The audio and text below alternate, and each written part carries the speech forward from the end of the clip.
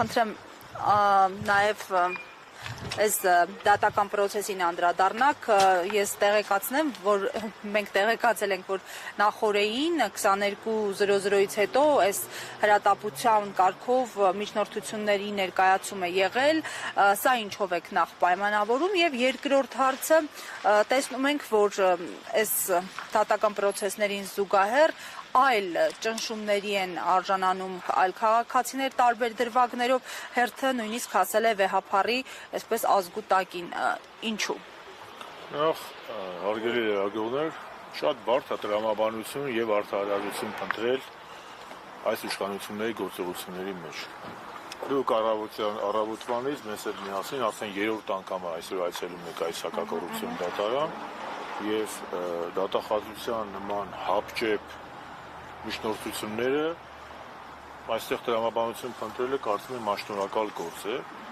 իսկ այս իշխանությունների արդարադատության եւ ժողովրդավարության արժեքների վերաբերյալ խոսելը կարծում եմ անիմաստ է, որովհետեւ ինչքան իրենք խոսեն ժողովրդավարության բաստիոն լինելու մասին, այնուամենայնիվ տասնյակ քաղաքական բանտարկյալների առկայությունը խոսում է մի կարևոր փաստի մասին, որ Հայաստանը միլիոնավոր կիլոմետրերով հեռու է ժողովրդավարությունից եւ հստակ քայլերով գնում է դեպի, չգիտեմ, քաոս ասեմ, հակաօրինական ռեժիմ ասեմ, ես չգիտեմ, բայց սա պրոբլեմատիկ է։ Բարձրականքը ինչու համարժեք չի։ Ես հիշում եմ, մինչև 2018 թվականը շատ ակտիվ էր միջազգային տարբեր այսպես դերակատարների, իրավապաշտպան կառույցների, նույնիսկ Հայաստանում գործող միջազգային կառույցներ։ Ես համոզված եմ, որ եթե նույնիսկ այստեղ այս պայես ինձ ձեզ չասեմ, ձեզ ռեգատայանների կյանք, ստեղ ճակատից գյուլ են, կարծում եմ արևմուտքը ոչ մի բան չի անի, որովհետև արևմուտքը որևէ խնդիր չունի, արևմուտքի նպատակն է այս իշխանություններին քաջալերելը, այս իշխանությունների պատվեր տալը եւ երրորդ հանրապետության բոլոր ժողովրդավարական ինստիտուտների իսպառ քանդումը, ոչ միայն ազգային, այլ նաեւ ժողովրդավարական ինստիտուտների։ Այն 91 թվականից հետո ինչ-որ մեր պետությունում ստեղծվել է այդ իշխանությունների տարանջատման սկզբունքը, այդ գործադիր, օրենսդիր, դատական իշխանությունների հնարավորինս կայացված լինելը, եկեղեցու պետությունից անջատ լինելը, մենք տեսնում ենք, որ արևմուտքը թքած ունի սրա վրա, արևմուտքը կարմիր լույսը, կանաչ լույս է տվել Նիկոլ Փաշինյանի ռեժիմին, հակաօրինական գործողություններ անել։ Դուք պատկերացնում եք, եթե Հայաստանում որևէ կերոնական այլ կազմակերպության վրա այսպիսի ատելություն, այսպիսի քարկոծում լինի, արևմտյան մամուլը, արևմտյան իրավապաշտպան կազմակերպությունները ԵԽԽՎ-ից մինչև ես չգիտեմ Եվրոպական միություն ինչպիսի ռիպորտներ եւ սանկցիաներ կկիրառեն։ Դուք պատկերացնում եք, եթե մի հատ արևմտյան բարերար, արևմուտքում ապրող կամ արևմտյան ծագում ունեցող բարերարը մեր ձևով բառակապակցության համար 5 ամիս ԱԱԾ-ի պատվալում ուներ։ 5 րոպե չէին թողա։ Հասկանում եք, մենք ապրում ենք քաոսային իրավիճակում։ Մարդիկ նստած են ոչինչ չանելու համար։ Ասենք յուրաքանչյուրին կարա մի հատ մատնություն, սուտ մատնություն անի, գամբռնեն տանեն։ Մեր ժամանակ, երբ որ այս ազգային ժողովի փոխնախագահ է, արևմտյան գործընկերները եւ ապաշտպան կազմակերպությունները մեզ հորդորում էին, որ օրենքները փոխենք ու մենք փոխել ենք, որ կալանքի հետ միաժամանակ լինի այլընտրանքային խափանման միջոցներ, որպեսզի կալանքը որպես պատժիժ միջոց չկիրառվի։ Ցավոտ տանեմ, ում ասես, ոնց ասես, ինչ ուզում անում, այստեղ իրավաբանություն, տրամաբանություն, արդարացություն փնտրել աշտարակալ գործ է։ Այս ռեժիմը անում է քայլեր, որը ձեռնտու է Թուրքիայի, Ադրբեջանի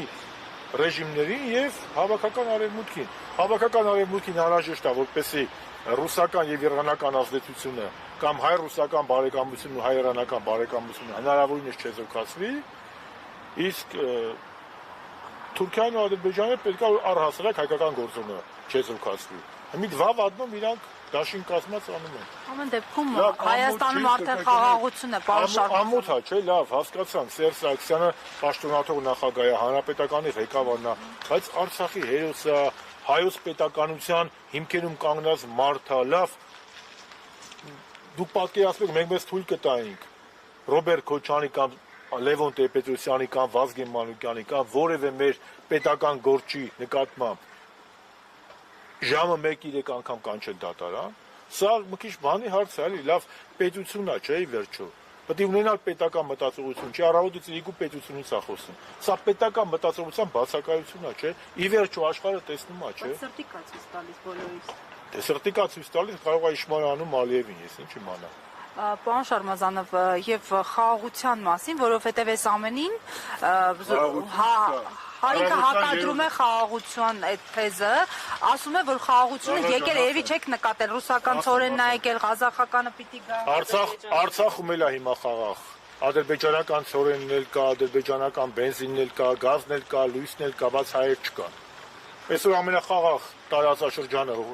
տարածք հարավային Կովկասում Արցախն է, բայց հայ չկա։ Գերեզմանում էլ է խաղաղ, բայց մարդ չկա կենթանի։ Այսինքն խաղաղությունը ո՞րն է։ Դա խաղաղություն չի, դա ստերկացում է, Հայաստանի ադրբեջանացում է։ Կրկնում եմ, այլընտրանքային օրակարգը այս փուլում էլ 18-ից այս կողմ էլ, այս իշխանությունից ազատվելն է։ Որ ինչ առաջարկեք հանրությանը, առաջարկել են ազգային պետություն։ Ինչի խաղաղ չի եղել մեր պետությունը։ Հնարավորինս խաղաղ չի եղել։ Դե բերեք ասենք իշխանություններն ասում են չէ,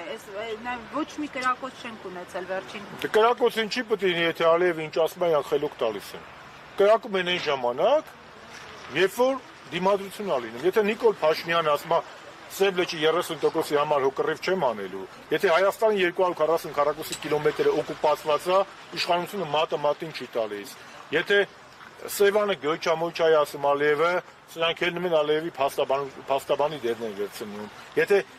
մեր ազգի սիմվոլները առանց ավելորդության եմ ասում, էլի, մեր Արցախի ռազմաքաղաքական ղեկավարությունը այսօր Բաքվի բանտում է, նրանց դատում են, սրանք ոչ մի բան չեն անում։ Դա է խաղաղությունը։ Ստրկացումով խաղաղություն չի լինում։ Մենք Հայաստանի 3 իշխանություններն էլ մինչև Նիկոլ Փաշինյանը որևէ մեկը խաղաղությանը դեմ չեղել, ընդհակառակը մենք եղել ենք խաղաղության ջատագովներ եւ դրա համար ենք Արցախյան հիմնահարցում եղել բացառապես Միսկի խմբի համանախագահության հովանու ներքո կոմպրոմիսների միջոցով, բանակցություններով խնդիրներ լուծելուն, բանակցություններով եւ նախաձեռնել ենք հայ-թուրքական ֆուտբոլային դիվանագիտությունը։ Այդ Հայաստանի Հանրապետությունը երբ է խնդրեմ ստեղծել հարևանների հետ հարաբերություններում։ Երբ Հայաստանի Հանրապետության որևէ ղեկավար տարածքային պահանջ Ադրբեջանի կամ Թուրքիայի նկատմամբ ունեցել է, իհարկե ոչ։ Եթե տարածքային պահանջ ունեցել է, ապա Նիկոլն է եղել։ Ինքն է ելել մեծ խոսացել։ Արցախը Հայաստան։ Ինչ ասես ասել է։ Ինչ ասես։ Տիգրան Մեծից ինքը չէր օրինակ բերում Ալիևի հետ հարբանում, բանակցություններում։ Հիմա մեզ մեղադրում է պատմական Հայաստան։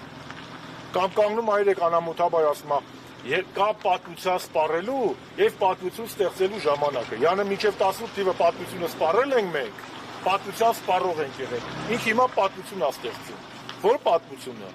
որ Արցախում հայ չկա, պատմությունը, ինքը պատմության ստեղծող չի, ինքը պատմության սպառող է։ Իսկ մենք այդ պատմության հիման վրա հաղթանակած պետություն ենք ունեցել։ Եվ այո, 30 տարիները 88-ից 2010 թվական 1000 հատ Նիկոլ Փաշինյանը լինի իր աշինցու պատմաբաններով մնալու են հայոց պատմության ոսկե դարը։ Շնորհակալ եմ։ Հարգելի հետևողներ, շնորհակալություն մեզ հետևելու համար, հիշեցնեմ